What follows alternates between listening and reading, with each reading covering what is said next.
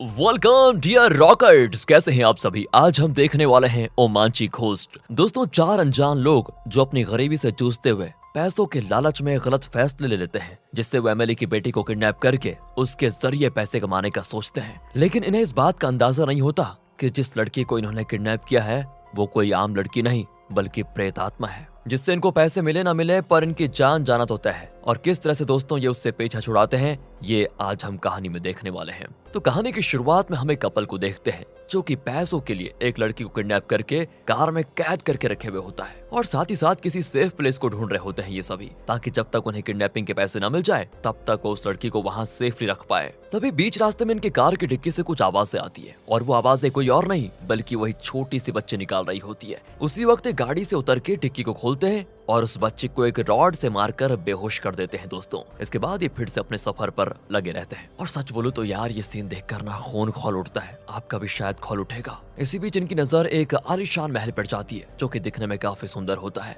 अब इनके पास रात में रुकने के लिए कहीं कोई जगह नहीं होती, तो ये बड़ी चालाकी से उस महल में जाते हैं और उस आदमी को जो कि इस महल की देखभाल कर रहा होता है उसे भी रॉड से मारकर बेहोश कर देते हैं। लेकिन ये इस बात से पूरी तरह अनजान होते हैं कि उस महल में एक आत्मा रहती है। आगे ये उस बच्ची को लेकर महल के अंदर चले जाते हैं, जहां वो दोनों उस बच्चे के घर वालों को कॉल लगा के ये कहते हैं कि हम लोगों ने तुम्हारी बेटी को किडनैप कर लिया है। दोस्तों, उसी दौरान किडनैप वर्ड सुनते ही हम उस महल की आत्मा को देखते हैं जो कि जाग गई होती है। तब उनमें से जो लड़की होती है वो बच्ची के फैमिली वालों से कहती है कि अगर कल सुबह तक तुमने हमारे पास 1 लाख रुपए नहीं पहुंचाए तो तुम अपनी बेटी को खो दोगे। इतना कहकर वो कॉल काट देती है। आगे अब रात हो जाती है, जहां ये कपल एक साथ बैठकर ड्रिंक कर रहे होते हैं, लेकिन ये इस बात से अनजान है कि शायद ये इनका आखिरी दिन होगा। तभी इन्हें ऊपर कमरे से कुछ आवाजें आती है, जिस पर वो लड़की जैसे ही उस कमरे में जाती है वहां की सभी लाइट्स अपने आप अचानक से ऑन हो जाती हैं। साथ ही उसके साथ इर्द गिर्द डरावनी चीजें भी होना शुरू हो जाती हैं। तभी अचानक से जैसे ही वो उस कमरे में जाने के लिए मुड़ती है, तभी दोस्तों हम उस महल की आत्मा को देखते हैं जो कि अगले ही पल उस लड़की को मार डालती है। इसी बीच उस लड़की की चीखने की आवाज उसका बॉयफ्रेंड सुन लेता है, और जैसे ही वो ऊपर कमरे की तरफ जा रहा होता है उसके सामने एक औरत दिखाई देती है जो कि दीवार पर अपना सर पटकते हुए बहुत रो रही होती है। और जैसे ये लड़का उसके पास जाता है, वो औरत कोई और नहीं बल्कि वही आत्मा निकलती है जो कि इसे बुरी तरह मौत के घाट उतार देती है। यहीं से ये सीन होता है चेंज। अब अगले सीन में हम एक पुलिस स्टेशन को देखते हैं, जहां ऑफिसर्स कुछ लोगों को पकड़ कर लेकर आए होते हैं जो कि मतलब चलते फिरते बहुत गलत काम करते हुए पकड़े गए होते हैं। जिनमें से एक लड़का जिसका नाम चैतन्य है, उसे इसलिए पकड़ के लेके आए होते हैं क्योंकि वो एमएलए की फोटो पर गोबर फेंक रहा होता है। दूसरा आदमी जो कि शक्ल से ही कॉमेडियन लग रहा है, उसका नाम है पूर्वम, और उसे इसलिए पकड़ा गया है क्योंकि वो पुलिस की कार के पीछे हल्का हो रहा था। वहीं हम एक लड़की को देखते हैं जिसका नाम रजिया है, और उसके साथ साथ लक्ष्मण नाम का एक लड़का भी होता है जो कि उसका बॉयफ्रेंड का भाई है। और ये लक्ष्मण रजिया के घर से भागने में उसकी मदद कर रहा होता है, पर उसी बीच इनकी टक्कर पुलिस की गाड़ी से हो जाती है, जिस वजह से रजिया की बारात पुलिस स्टेशन पहुंच जाती है। दोस्तों, अब रजिया घर वालों से भाग क्यों रही है ये बहुत ही जल्दी पता चल जाएगा आपको। तो दोस्तों, अब वो ऑफिसर इन सभी को वार्निंग देकर छोड़ देते हैं कि अगली बार से ऐसी हरकतें करते हुए अगर पकड़े गए तो नहीं छोड़ेंगे तुमको।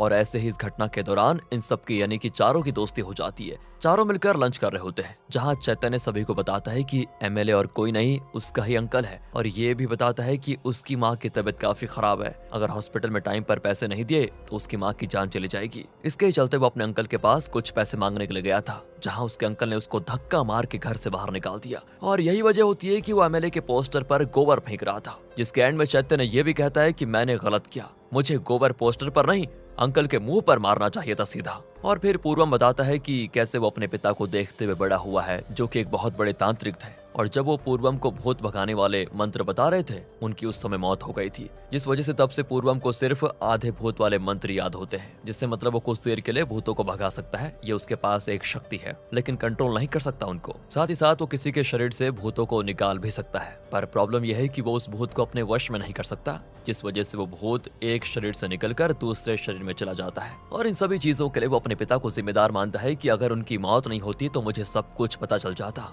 दोस्तों, आगे वो बताता है कि मुझे इस समय पैसे की जरूरत थी, तो मैंने एक गुंडे से लोन लिया था, पर मेरे पास पैसे नहीं थे लौटाने के लिए, तो मैं उससे बच के भाग रहा था और तभी मेरी नजर पुलिस पर पड़ी, तो मैं वहाँ पर जानबूझकर उनकी गाड़ी के पीछे हल्का होने लग गया ताकि पुलिस मुझे अरेस्ट करके उन गुंडों से बचा ले, और यही हुआ। इसके बाद रसिया अपनी कहानी बताती है कि कैसे उसके घर वाले उसकी शादी एक बड़े उम्र के अमीर शेख से कराना चाह रहे थे। कहती है कि हम गरीब है ना, और वो बहुत ही अमीर था, इसलिए घर वाले चाहते थे कि अमीर से शादी करे, और इसी झंझट से बचाने के लिए लक्ष्मण उसकी मदद कर रहा था भागने में। लेकिन भागते भागते इनकी गाड़ी पुलिस से टकरा गई, जिस पर पुलिस ने इनको अरेस्ट कर लिया। आगे चैतन्य सभी की कहानी सुनकर उनसे कहता है कि देखो, हम सभी का एक ही प्रॉब्लम है, पैसा, इसीलिए मेरे पास एक प्लान है। हम क्यों ना एमएलए की बेटी को किडनैप कर लेंगे जिसका नाम कीर्ति है, क्योंकि मेरे अंकल यानी कि एमएलए अपनी बेटी से बहुत प्यार करते हैं, इसलिए वो अपनी बेटी की जान बचाने के लिए हमें हमारी मुंह मांगी रकम भी दे देंगे। एंड दोस्तों, इस प्लान को सुनकर पहले तो सभी ये करने से काफी डर जाते हैं, क्योंकि वो कोई नॉर्मल लड़की नहीं बल्कि एमएलए की बेटी होगी।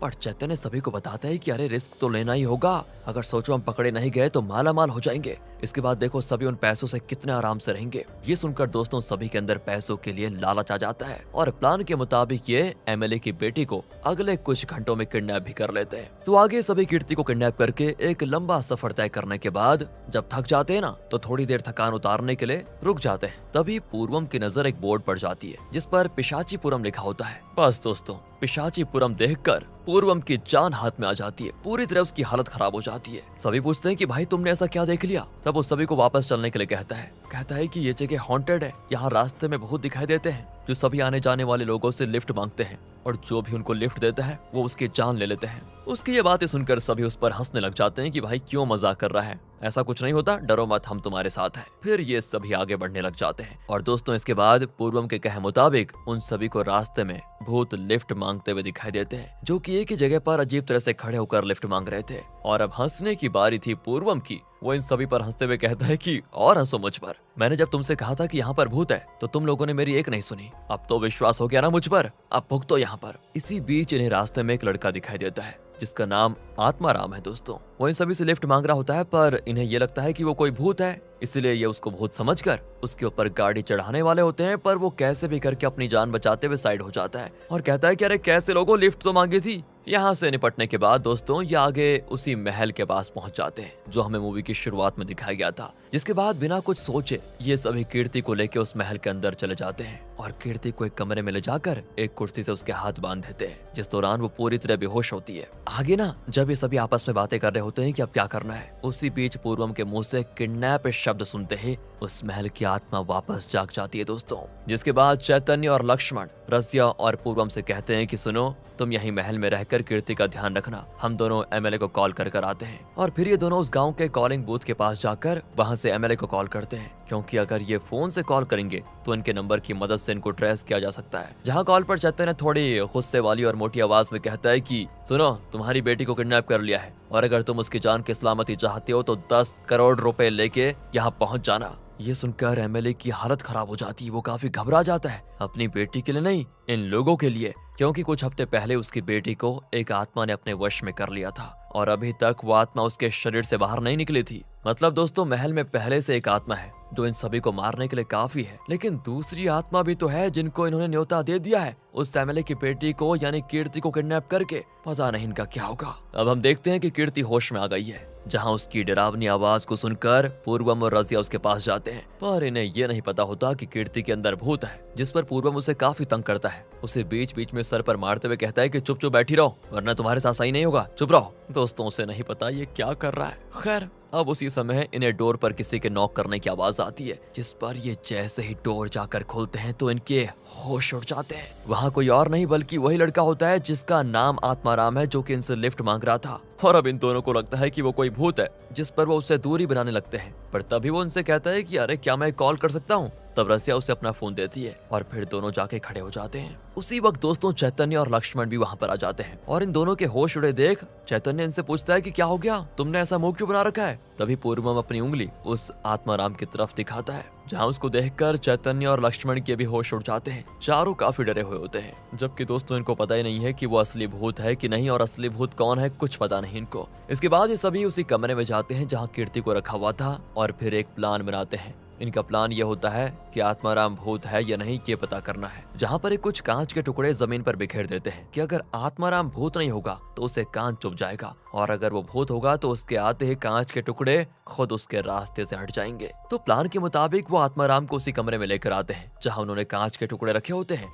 जैसे ही आत्माराम वहाँ पर आता है सारे कांच के टुकड़े साइड हो जाते हैं। पूर्वम तो ये सब कुछ छुपके से देख रहा था और ये देखकर उसकी हालत बहुत खराब हो जाती है कि अब क्या होगा। असल में दोस्तों महल की भूत जो है ना, उसने उस कांच के टुकड़ों को साइड किया था ताकि इन सभी को ये लगे कि असली भूत आत्माराम है। और अब ये प्लान फ्लॉप होने के बाद पूर्वम दूसरा प्लान सबको बताता है कि भूत को खून पीना काफी पसंद है, इसलिए वो आत्माराम के सामने खून रखेंगे और अगर उसने पी लिया तो मतलब वो भूत है। आत्माराम भी इन सभी चीजों से अनजान होता है कि तभी वहाँ पर नल से खून निकलने लग जाता है, जो कि महल की आत्मा कर रही होती है दोस्तों ये सब कुछ। और ये देखकर उसकी भी हालत खराब, बिल्कुल टाइट, वो भागते हुए वहाँ से निकल जाता है। जहाँ घर के बीचों बीच पूर्वम अपने हाथ काट के खड़ा रहता है पता लगाने के लिए कि वो भूत है या नहीं। तभी वहाँ पर आत्माराम भागते हुए आता है और डिसबैलेंस होकर उसके ऊपर गिर जाता है, जिससे होता यह है कि पूर्वम के हाथ का खून उसी कमरे की तरफ जाता है जिस कमरे में कीर्ति को रखा गया था। एंड उसी वक्त ये सभी उस कमरे में जाकर देखते हैं तो वहाँ कीर्ति जो कि हवा में उड़ रही होती है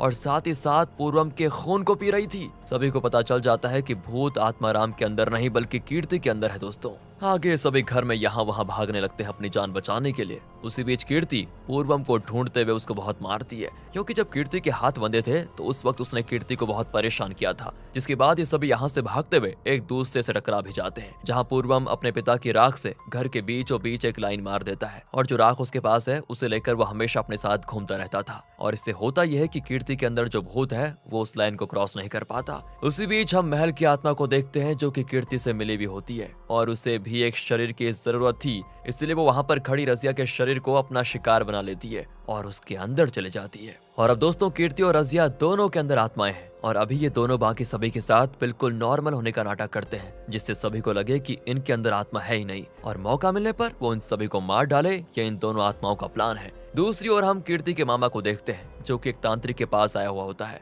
क्योंकि उसी ने तांत्रिक के साथ मिलकर कीर्ति के शरीर में आत्मा को डलवाया था, क्योंकि वो अपने जीजा एमएलए की धन दौलत को देखकर बहुत जलता था और इसी जलन के चलते उसके मन में ख्याल आया कि अगर वो उसकी बेटी को मरवा दे तो वो पूरी तरह टूट जाएगा। लेकिन दोस्तों ये काम अगर वो किसी गुंडे से करवाता तो वो इसमें फंस सकता था, इसीलिए उसने इस तांत्रिक की मदद से कीर्ति के शरीर में एक आत्मा भिजवाई और वो आत्मा 9 दिन तक कीर्ति को अपने काबू में रखेगी। इसके बाद अगर 9 दिन के अंदर उस मामा ने कीर्ति को मारा तो सभी को ऐसा लगेगा कि कीर्ति को किसी आत्मा ने मारा है। दोस्तों यहाँ पर मैं आपको बता दूं कि आत्मा मारेगी नहीं, वो सिर्फ कीर्ति को अपने वश में रखेगी। मारने का काम मामा का है दोस्तों, पर इसमें एक डेंजरस कंडीशन भी है कि अगर उन 9 दिनों में मामा कीर्ति को नहीं मार पाया तो वो आत्मा कीर्ति के शरीर से बाहर आ जाएगी और मामा और तांत्रिक दोनों को मार डालेगी। अब आगे दोस्तों दोनों आत्मा, जिसमें एक महल की आत्मा है जिसने रजिया को अपने वश में करके रखा हुआ है और दूसरी आत्मा जिसने कीर्ति को वश में रखा हुआ है, दोनों इन लोगों को मारने के लिए आ जाती है, जहां अगले ही पल दोनों इन पर हमला भी करने वाली होती है। कि तभी ये लोग पूछते हैं कि अरे हमने ऐसा क्या बुरा कर दिया जो तुम हमें मार रही हो।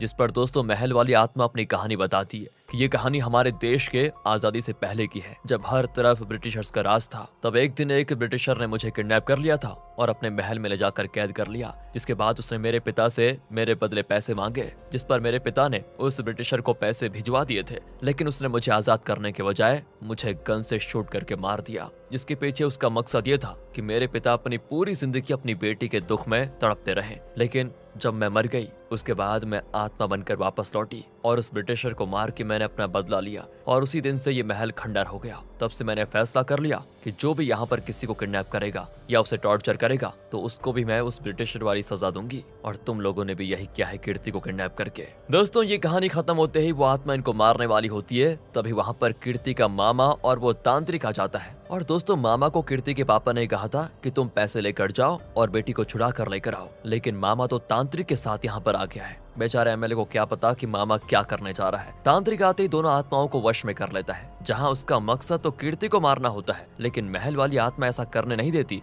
इसीलिए वो उसे भी वश में कर लेता है। जिसके बाद वो तांत्रिक दोनों आत्माओं पर अपना जादू फेंकना शुरू करता है, जिससे दोनों आत्माएं तड़पने लग जाती है। और ये सब कुछ वो एक गुड़िया यानी कि एक डॉल की मदद से कर रहा होता है, जो कि एक हवन के बीच होती है। ये देखकर चैतन्य को आत्माओं पर दया आने लग जाती है और उन्हें आजाद करवाने के लिए वो पूर्वम और लक्ष्मण मिलकर उस मामा के गुंडों को पहले पीटते हैं, जिसके बाद वो उस डॉल को हवा से बाहर निकाल देते हैं और अब वो तांत्रिक उन आत्माओं को कंट्रोल नहीं कर पाएगा। फिर दोस्तों आगे क्या होगा आप समझ ही सकते हैं। महल की आत्मा तांत्रिक और मामा जी को बहुत बुरी हालत कर देती है। इससे भी खतरनाक बात इनके लिए ये होती है कि आज ही उस तांत्रिक की आत्मा के 9 दिन भी पूरे हो गए थे, इसीलिए कीर्ति के शरीर में जो आत्मा थी वो मामा और तांत्रिक को अपना शिकार बना लेती है। इसके बाद महल की आत्मा भी रजिया के शरीर को छोड़कर कीर्ति के अंदर आ जाती है, यानी कि अब कीर्ति के अंदर 2 आत्मा है दोस्तों। फिर ये दोनों आत्माएं बड़ी बेरहमी से मामा और तांत्रिक दोनों को मार डालती है, जिसके बाद वो तांत्रिक वाली आत्मा वहां से चली जाती है क्योंकि उसका काम यहाँ पर खत्म हो गया था। लेकिन दोस्तों महल वाली आत्मा भी चली जाती है वहां से, क्योंकि उसे पता चल चुका है कि ये सभी अच्छे लोग हैं और ये कीर्ति को कुछ नहीं करेंगे। जिसके बाद सभी सेफली महल से बाहर आ जाते हैं और फिर कीर्ति को उसके पिता के पास जाकर छोड़ देते हैं। हालांकि यहाँ इन चारों को कीर्ति को किडनैप करने के लिए